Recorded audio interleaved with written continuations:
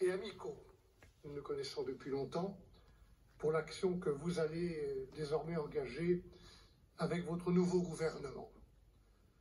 Je sais depuis longtemps, en effet, votre ténacité et votre engagement pour notre pays et pour l'Europe. Mesdames et messieurs, notre pays est dans une situation inédite et grave.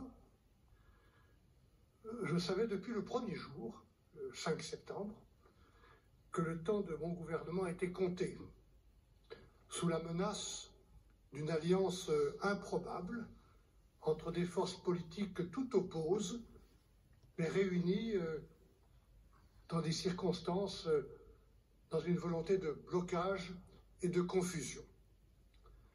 Ce temps très bref, nous avons essayé de l'utiliser au mieux.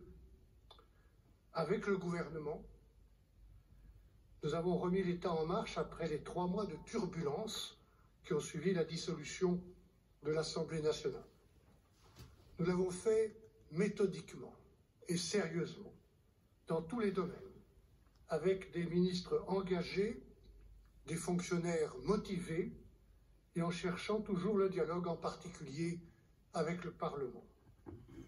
Nous avons lancé des chantiers et commencé à mettre en œuvre les engagements pris pour les agriculteurs, pour la sécurité, pour l'hôpital et la santé mentale, dont j'ai proposé qu'elle soit une grande cause nationale en 2025, pour la simplification administrative qui est tant attendue par tant d'entrepreneurs, pour l'environnement et la prévention des risques qui se multiplient, pour la maîtrise de l'immigration et pour tant d'autres chantiers encore. Des engagements qui pourront, je l'espère, Monsieur le Premier ministre, être confirmés, poursuivis, consolidés. Nous avons proposé un budget difficile, où tout était difficile, pour réduire notre déficit. Et avec une majorité de parlementaires, en particulier au Sénat, nous étions proches d'un accord équilibré. Ce déficit n'a pas disparu, comme par enchantement d'une motion de censure. On aurait tort d'oublier ce déficit et la dette qui l'accompagne, faute de quoi ils se rappelleront brutalement à nous tous. Une telle dette, un tel déficit, ce sont des impôts pour nos enfants. Nous avons enfin tenté de faire de la politique autrement, avec peu d'effets d'annonce, en parlant moins, en agissant plus, avec de l'écoute, du dialogue, du respect, notamment envers les organisations syndicales et professionnelles que je veux remercier, avec les élus locaux et tout simplement avec les Français. Je continue à croire que notre pays a besoin de vérité, d'apaisement, de dignité, de réconciliation. Notre pays a aussi besoin de justice. Trop de Français ont aujourd'hui le sentiment que leurs préoccupations quotidiennes ne sont pas prises en compte par les gouvernants. Ils ont le sentiment de ne pas être considérés, parfois même d'être oubliés. Oui, je redis ici ma conviction qui est ancienne, que chaque homme, chaque femme est nécessaire et que chaque citoyen a une valeur ajoutée pour notre République. Je crois profondément et depuis toujours que la politique doit servir à construire un progrès collectif, souvent de petits progrès, parfois de grands progrès pour nos compatriotes. Cette politique, elle ne doit pas se réduire, elle ne peut pas se réduire à un champ de manœuvre dans une sorte d'entre-soi d'où les citoyens sont exclus. Et pour cela, je le dis aux Français, qu'ils vivent dans l'Hexagone, qu'ils vivent dans nos outre-mer, qu'ils vivent à l'étranger, je dis en particulier aux plus jeunes de nos compatriotes, il faut vous engager. Il faut vous engager au service de l'intérêt général. En politique, mais aussi dans une association, dans un syndicat, à travers le bénévolat, qui est le ciment essentiel de notre République. Voilà, Monsieur le Premier ministre, cher François, au moment de quitter Matignon, je remercie naturellement le président de la République, Emmanuel Macron, les présidents du Sénat et de l'Assemblée nationale, Gérard Larcher et Yaël Braun-Pivet, les membres du gouvernement et leurs équipes, toutes leurs équipes. Évidemment mon cabinet qui a été formidable et tous les services de Matignon que je salue collectivement. Tous et chacun, vous pouvez être fiers de votre travail. J'ajoute peut-être enfin un mot plus personnel de remerciement à mon épouse Isabelle, à mes enfants et à toute ma famille qui a été solidaire. En ce qui me concerne, je reste un citoyen engagé pour la République, pour notre patrie, pour l'unité de l'Europe. Je reste et je resterai au service des Français et du côté des Français.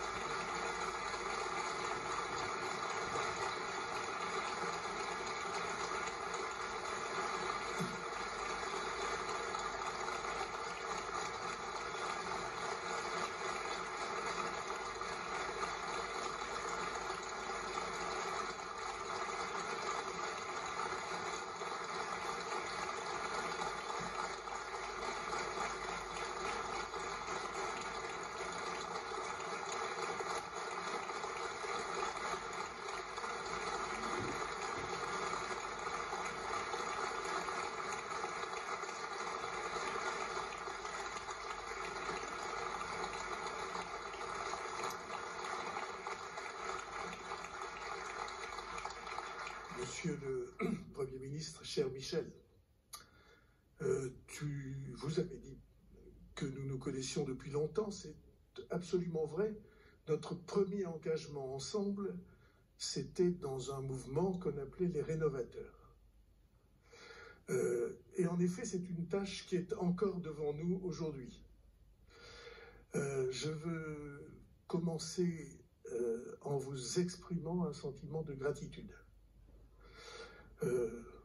Gratitude de citoyen pour le risque que vous avez pris de vous engager dans cette fonction, pour avoir affronté la difficulté des temps, et Dieu sait que cette difficulté des temps est importante, pour le désintéressement que vous avez manifesté, qui donne de l'engagement politique une image que vous et moi et beaucoup de millions de Français nous aimons.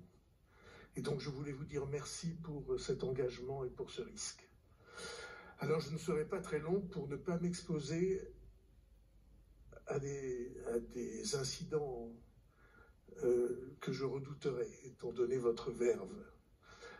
Je veux dire des choses très simples. La première de ces choses, c'est que nul plus que moi ne connaît la difficulté de la situation. J'ai pris des risques inconsidérés dans ma vie politique pour poser dans les élections les plus importantes, dans les échéances électorales essentielles, la question de la dette et des déficits. J'ai même conduit des campagnes présidentielles sur ce thème et tout le monde, nous en disions un mot avec le sourire tout à l'heure, tout le monde disait mais il est complètement fou, on ne fait pas une campagne sur la dette. Eh bien, je crois que cette question-là, déficit et dette, c'est une question qui pose un problème moral. Pas un problème financier seulement. Un problème moral. Parce que se débarrasser de ces charges sur ces enfants, dans les pays comme les nôtres, dans les pays de montagne, d'enracinement, c'est très mal vu, à juste titre. Et donc, votre message sur la gravité de la situation, je le reçois et je le partage. C'est le premier point. Et c'est pourquoi, devant une situation d'une telle gravité, ma ligne de conduite sera de ne rien cacher, de ne rien négliger et de ne rien laisser de côté. Je sais que la tentation est dure. Écoutez, prenez un ou deux sujets, concentrez-vous là-dessus et laissez faire le reste dans la médiocrité. Je ne choisirai pas cette ligne. Je pense que nous avons le devoir, dans un moment aussi grave pour le pays, pour l'Europe, et devant tous les risques de la planète, nous avons le devoir d'affronter les yeux ouverts, sans timidité, la situation qui est héritée de décennies entières, dans lesquelles on n'a pas regardé comme nécessaire et urgent la recherche des équilibres sans lesquels on a du mal à vivre. Disons simplement que les dernières années, l'accumulation de crises a été telle que les explications sont parfaitement compréhensibles. Je veux dire simplement que j'ai deux obsessions. La première obsession, qui est pour moi un des risques les plus graves, c'est le mur de verre qui s'est construit entre les citoyens et les pouvoirs, entre la base, les femmes et les hommes, les familles, ceux qui travaillent, ceux qui cherchent du travail, ceux qui sont à la retraite, ceux qui mènent la vie des Français dans le voisinage, ceux qui affrontent des difficultés dont ils ne voient pas le relais dans la vie publique. Ce mur de verre, cette séparation, cette rupture, pour moi, c'est un ennemi à combattre. Et notamment, la compréhension de ce que nous disons, les mots qu'on utilise pour décrire la situation, les éléments de langage, comme on dit.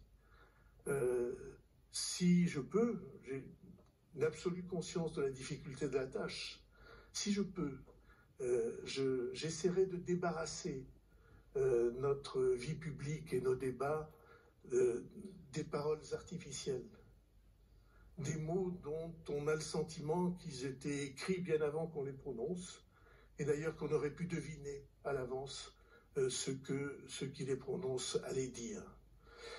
Ça, c'est le premier point. Le deuxième point, qui était l'essentiel de la promesse du président de la République élu en 2017.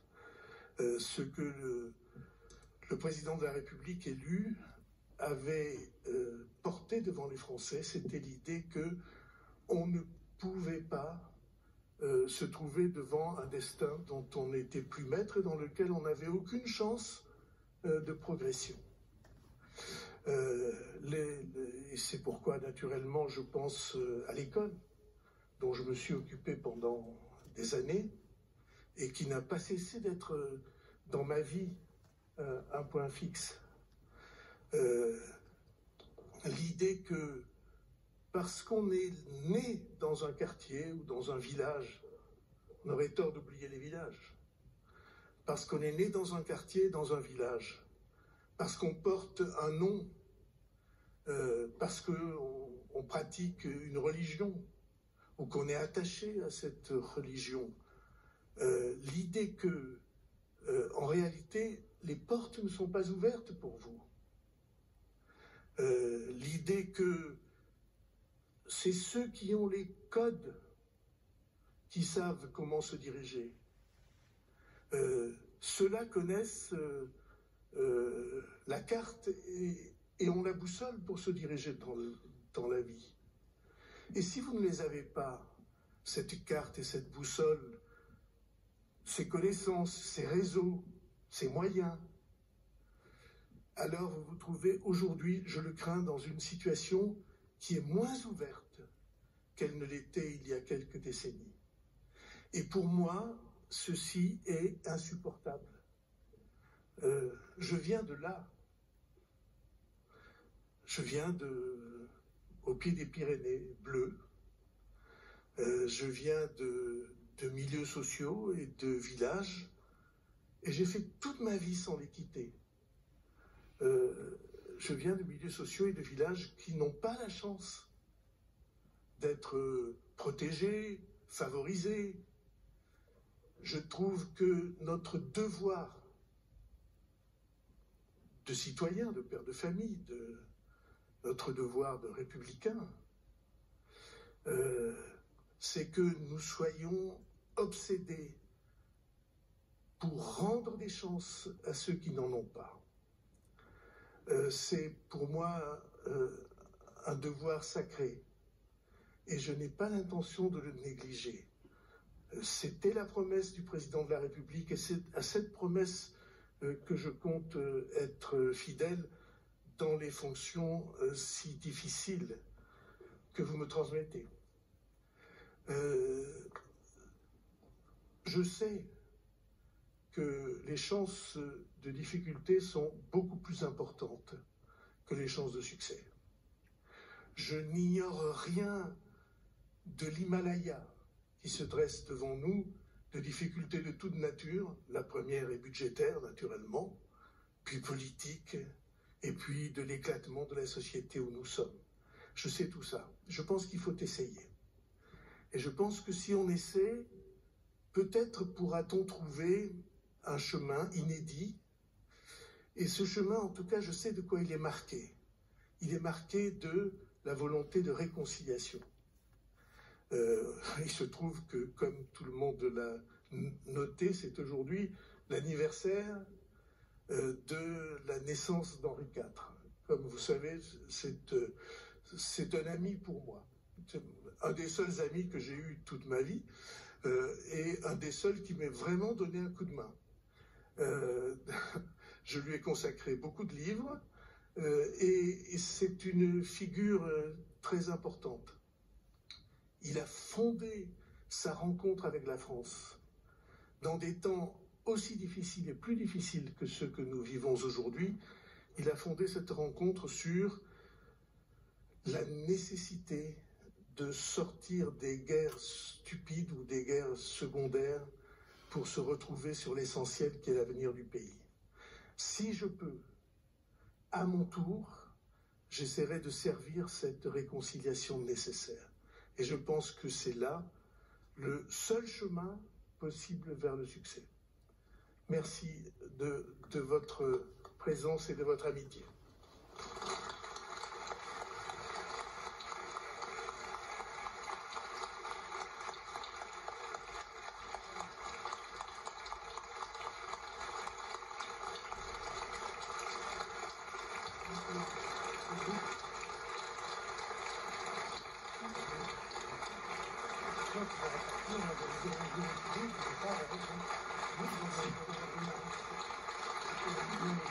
On aura parlé d'une minute de nouveau premier.